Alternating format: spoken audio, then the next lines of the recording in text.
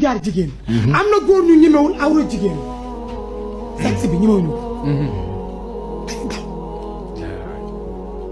léegi góor day ñëw carrément tagal la ne man Mbodja Mbaye xaw ma jigéen ki ma ko njëkk a wax man Mbodja gaw ma ko woon damaa mujj ne ko yow mi damaa defee ne ngaa bëgg dara mu waat ci sëriñam bi mu gëm ne ma wallaay Azim xaw ma jigéen te bàyyi naa fi sama jabar ñeenti yoon ñu ma ñëw voyage ndax ndongo daara laa damaa génn yàlla tëjal ma buntu ma génn daara ja tukki musuma fa léegi moom jàkk na jabar ba ko fi saa yi ñëwee day xoolante moom ba dellu jotam mu dellu sama téléphone bi laa réglé situation bi.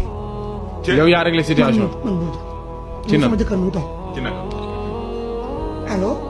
ana ndaw si. mi ngi nii mi ngi ci lan su meeku na waaw jaaxaan na waaw bësa tegal dugg na. barke sëñ Bamba man Mbodja.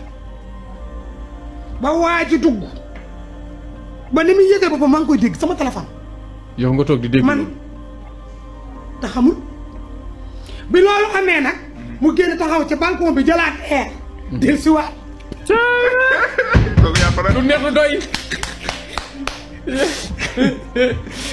ni ma Mbodja ñëwaat daa mën ko demaatal xal ko.